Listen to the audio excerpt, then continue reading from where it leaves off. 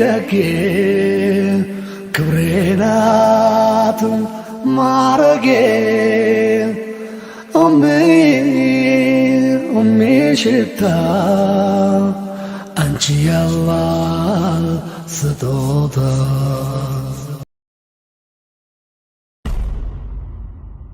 ሙእምን መቼም ኸይር አይጠግብም። እስኪሞት ድረስ ኢማን ያለው ሰው የአኼራ ጉዳይ የሚያሳስበው ሰው ለምን እንደተፈጠረ የሚያውቅ ሰው ሁሌ ለኸይር ይሽቀዳደማል፣ ይፎካከራል እንጂ ቀን ከጾምክ ይበቃኛል አይልም። ሙእምን የተኛው ኸይር ስራ እንደሚያድነው አያውቅም፣ የተኛውን ስራ አላህ እንደሚቀበለው አያውቅምና እቺ ትሆናለች ልታድነኝ የምትችለው እቺ ትሆናለች ያለ ኸይርን ሁሌም ይጨምራል እንጂ በትንሽ ነገር አይብቃቃም። ረመዳን ላይ ጾመኛን ያስፈጠረ ሰው ያስፈጠረውን ሰው ያክል አጅር አላህ ይሰጠዋል ብለዋል። ጾመኛን ያበላ ሰው 10 ጾመኛ ካበላ አንድ ሰው የ10 ሰው አጅር አላህ ይሰጠዋል። የእሱን አጅር ምንም ሳይቀንስበት የጾሙን ብቻ አጅር ሳይሆን የሶላቱን፣ የቁርአኑን፣ የዚክሩን፣ የዱዓውን ያስፈጠርነው የመገብነው ሰው የሰራውን ዒባዳ ሙሉ አጅር አላህ ይሰጠናል ከሱ አጅር ምንም ሳይቀንስ። ጾመኛን ማስፈጠር ማለት ፍጡር ሰዓት ላይ ቴምርና ውሃ ማቅረብ ብቻ አይደለም፣ ሳምቡሳና ብስኩት መስጠት ብቻ አይደለም። በርካታ የሐዲስ ሊቃውንት ይሄን ሐዲስ ሲፈስሩ በረመዳን ወር ውስጥ በቀንም ይሁን በማታ ማንኛውንም አይነት ሰውን የማብላት የማጠጣት ሥራ መስራት ይሄ ሐዲስ ውስጥ ይገባል ብለዋል። ነቢይም ዓለይሂ ሰላቱ ወሰላም ጾመኛ ዱዓው አይመለስም ብለዋል። ስለዚህ ጾመኛ በሁሉም አጋጣሚ ማታ ቁኑት ላይ ብቻ ሳይሆን ስራም የተሰራ ቤትም መስጅድም በየመሃሉ ስጁድ ላይም ዱዓ ልናበዛ ይገባናል። ለራሳችንም ለወዳጆቻችንም ለወላጆቻችንም ለሀገራችንም ለመላው የሰው ልጅ የዱዓ ዘርፉ ብዙ ነው። ቁርአንን አዘውትሮ የሚቀራ ሰው፣ ቁርአንን የሚያስተነትን ህጉን የሚከተል ሰው ፊቱ ያበራል፣ ልቡ ይሰፋል፣ ከሸይጣን ይጠበቃል። አብዱላህ ብኑ አባስ እንደተናገሩት ቁርአንን ዱንያ ላይ በሚገባ የቀራ ሰው ዱንያ ላይ ከጥመት አኼራ ላይ ደግሞ ከሳት እንደሚድን አላህ ቃል ገብቶለታል። ፈመን ኢተበዐ ሁዳየ ፈላ የضل ወላ የሽቃ። የኔን መመሪያ ቁርአን የተከተለ ሰው ዱንያ ላይ ጠማማ አይሆንም፣ አኼራ ላይ የሳት ማገዶ አይሆንም ብሏል። ረመዳን ከሌሎች ወሮች የተከበረ የተለየ ወር ነው። የወራቶች ሁሉ አለቃ ነው። ረመዳንን ያከበረ አላህ ያከብረዋል። ረመዳንን የናቀ ቸላ ያለ አላህ ቸላ ይረዋል፣ ይንቀዋል። ረመዳንን ከምናከብርበት መንገድ አንዱ ረመዳን ላይ ተወዳጅ የሆኑ ዒባዳዎችን ማብዛት ነው። ረመዳን ላይ ተወዳጅ ከሆኑ ልናበዛቸው ከሚገቡ ዒባዳዎች አንዱ ደግሞ ቁርአን መቅራትን ማብዛት ነው። ባለንበት ጊዜ ሰውን ሶሻል ሚዲያ አእምሮውን ሰርቆታል፣ ጊዜውን ሰርቆታል፣ አቅሉን ሰርቆታል። ቁርአን ለመቅራት 20 ደቂቃ 30 ደቂቃ 1 ሰዓት መቀመጥ የሚከብዳቸው ሰዎች እጃቸው እስኪዝል ድረስ በሁለት እጃቸው ስልክ ይዘው የዓለም ወሬን የሚከታተሉ ሰዎች አሉ። ይሄ ሒርማን ነው፣ አለመታደል ነው። ሌላ ጊዜውን በዚህ መልኩ ጊዜን በማይረባ ነገር ማቃጠል ከሙእምን ማይጠበቅ ነው። ቢያንስ ረመዳን ላይ ሌሎች ነገሮችን እርግፍ አድርገን በመተው በቁርአን ልንጠመድ ይገባናል። ዱንያ ኸይራችን ይስተካከላል። ቁርአን በመቅራታችን ብዙ ጥቅሞችን እናገኛለን። በአንድ ሐዲስ ብቻ የተነገሩ 4 ጥቅሞች አሉ ቁርአን በመቅራት የሚገኙ። ፈስአሉ አህለ ዚክሪ ኢን ኩንቱም ላ ተዕለሙን።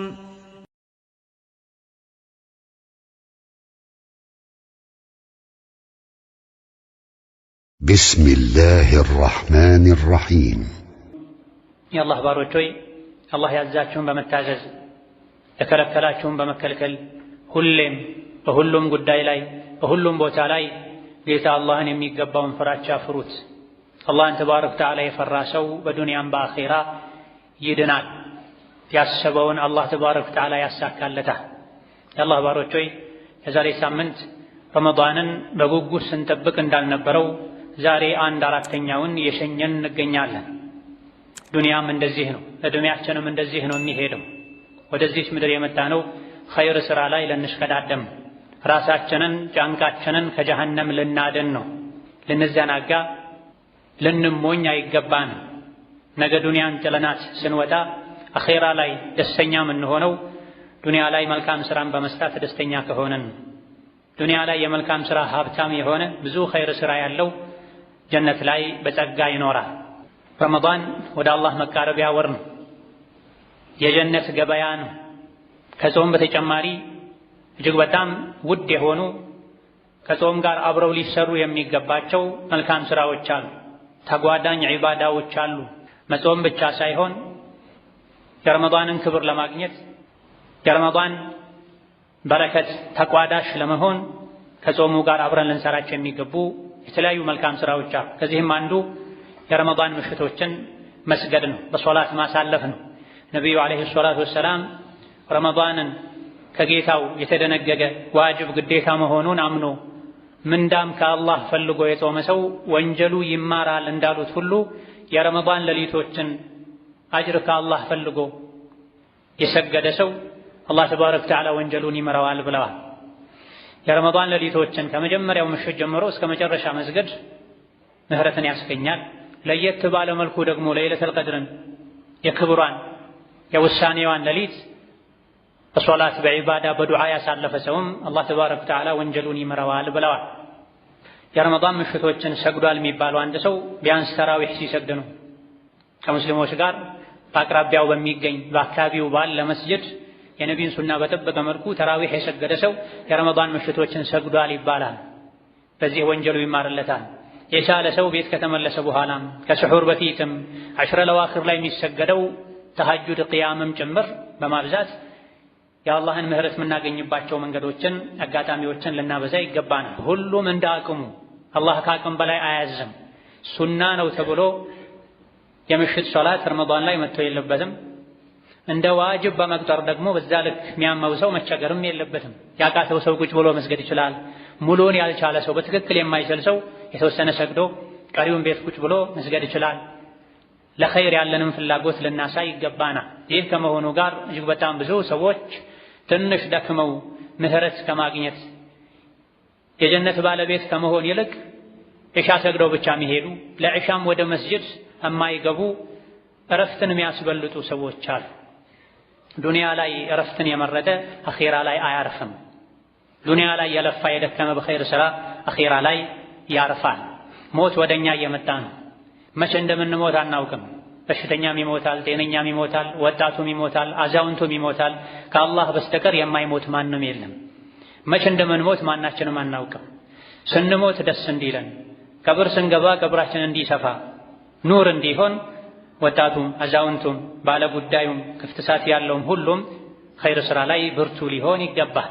የተዘናጋ የተሸነገለ ኸይርን ለነገ ብሎ ያሳደረ ሲሞት ይቆጨዋልና ረመዳን አያሙ ማዕዱዳት አላህ እንዳለው ውስን ቀኖች ናቸው። እነዚህ ውስን ቀኖችን ውስን ሌሊቶችን ኸይር ሥራ ላይ በርትተን ስሜታችን አሸንፈን ድካምና እንቅልፋችንን ተቋቁመን ለዒባዳ ልናሳልፍ ይገባናል። ሙእምን መቼም ኸይር አይጠግብም።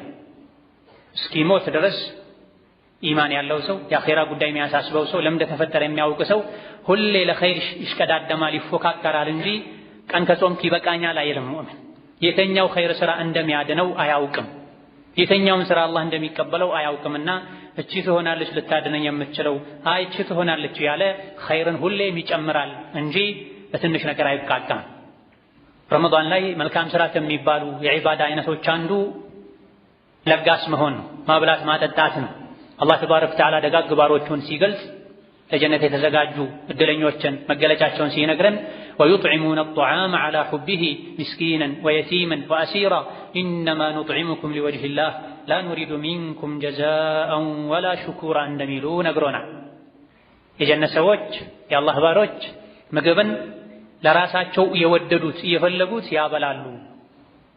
የሚያበሉትንም ሰው የተጸየፉት ሳይሆን የወደዱት ያዘኑለት ያበላሉ። ሲያበሉም እምናበላችሁ ለአላህ ብለን ነው፣ ከእናንተ ውለታም ይሁን ምስጋናን አንፈልግም። እፊት ለፊታችን ከባድ ቀን አለ፣ ለዛ ቀን መውጫ እንዲሆነን ነው ይላሉ ብሏል።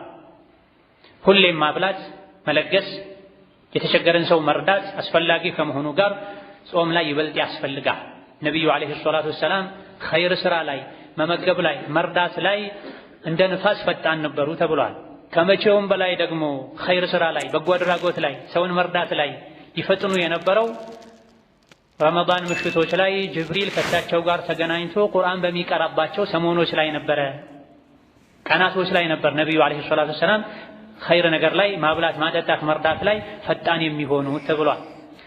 ረመዳን ምሽቱ ላይ ጅብሪል ከሰማይ የወረደ ከነቢ ጋር አለይሂ ሰላቱ ወሰላም ቁርአን አብረው ይማማሩ ነበር። ቁርአንን በቀራን ቁጥር ለኸይር ያነሳሳናል። ረመዳን ላይ ተራዊሑ ላይ ተሐጁዱ ላይ ቀኑ ላይ ቁርአን እየቀራን እየሰማን ነው። ከቁርአን ከምንቀራበት ዓላማ አንዱ ለኸይር መነሳሳት ሊሆን ይገባል። ከኸይር አንዱ ደግሞ የተራበን ማብላት ነው፣ የታመመን ማሳከም ነው፣ የተቸገረን ከጭንቁ መገላገል ነውና ረመዳን ላይ እጃችን ልንዘረጋ ይገባናል። ጾም ላይ ከሚወደዱ ዒባዳዎች አንዱ መለገስ ነው፣ ማብላት ማጠጣት ነው፣ የተቸገረን ሰው መርዳት ነው። የረሱሉ ሰለላሁ ዐለይሂ ወሰለም ሰሓቦች ረመዳን ላይ የተቸገረን ሰው ለማብላት ይሽቀዳደሙ ይፎካከሩ ነበር። ሌላ ጊዜም ከረመዳን ውጪም ለብቻቸውም አይበሉ ነበሩ። እቤት ገብቶ የሚበላ ሰው ካጡ መንገድ ዳር ላይ ወጥተው ይበሉ ነበር። መንገደኛን ጠርተው ይጋብዙ ነበር። ለብቻ መብላት ስስታምነት፣ ሆዳምነት ነው፣ ለሰው አለማሰብ ነው ብለው ያምኑ ስለነበረ ውድ ምግብ እንኳ ቀርቦላቸው አእምሮ ዘገምተኛ የሆነ ሰው በርጋ ቆሞ ሲያያቸው ስጡት ሲሉ ይሄ ላንተ በልዩ ሁኔታ የተሰራ ምግብ ነው፣ ይህ እኮ የሚበላውን አያውቅም፣ ሌላ ነገር ይሰጠዋል ሲባሉ አላህ ግን ያውቃል ብለዋል። ውድ ምግብም ቢሆን መድኃኒት ቢሆንም እኔ የምወደውን ሰጥቼ እንጂ ጀነት እንደማልገባ ተነግሮኛልና የምወደውን ለአኼራዬ ብዬ እሰጣለሁ ይሉንም። ዛሬ የተረፋቸውን ፍሪጅ ውስጥ የሚበላሸውን አውጥቶ መስጠት የሚያማቸው ሰዎች አሉ። ረመዳን ላይ መስጠትን ልንማር ይገባናል።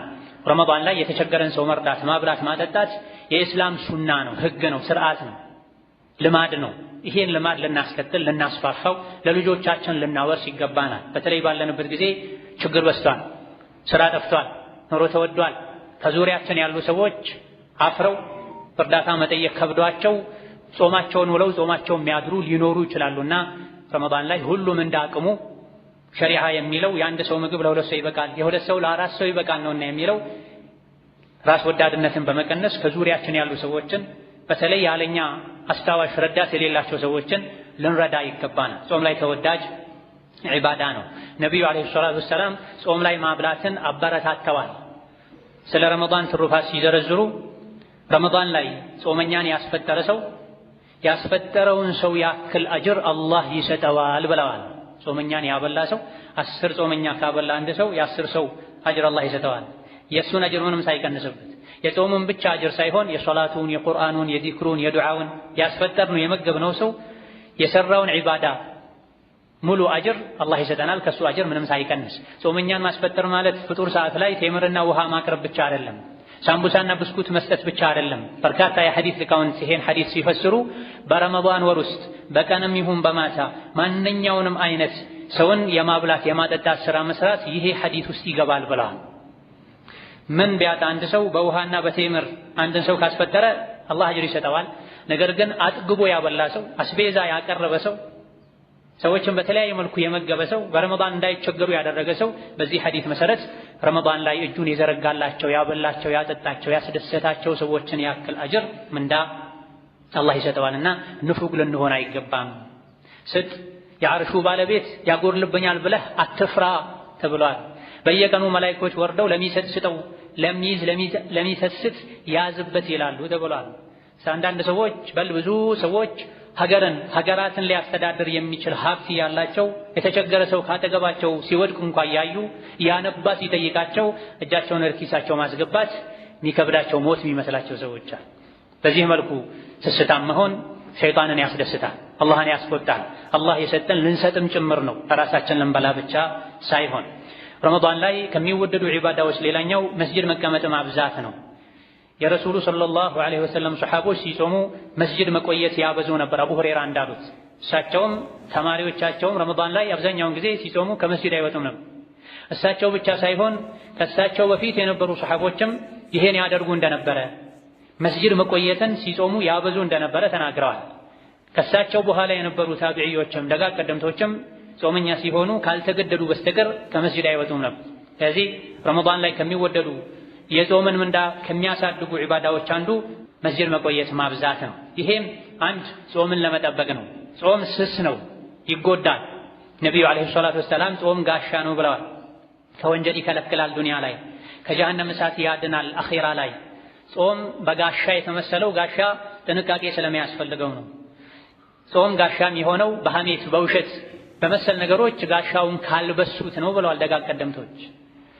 አካልን ለመጠበቅ ጾምን ለመጠበቅ መስጂድ ቁጭ ብሎ ዒባዳ ለማድረግ ቁርአን ለመቅራት ሁለት ረካዓ ለመስገድ ኢዕቲካፍም ለማድረግ ይሄን ሁሉ በማሰብ በማቀድ ዋጅብ የሆነ ከበድ ያለ ኃላፊነት የሌለበት ሰው መስጂድ መዋልን ሊያበዛ ይገባዋል። እስከ ዙህር ሰርቶ ከዙህር እስከ ኢፍጣር ያለውን መስጂድ ማሳለፍ፣ እስከ ዐሱር ሰርቶ እስከ መግሪብ ያለውን መስጂድ ማሳለፍ ግዴታ ካልሆነ በስተቀር ከመስጂድ መውጣትን መተው አንዱ ረመዳን ላይ ልናበዛው በአጥብቀን ልንይዘው የሚገባ ዒባዳ ነው።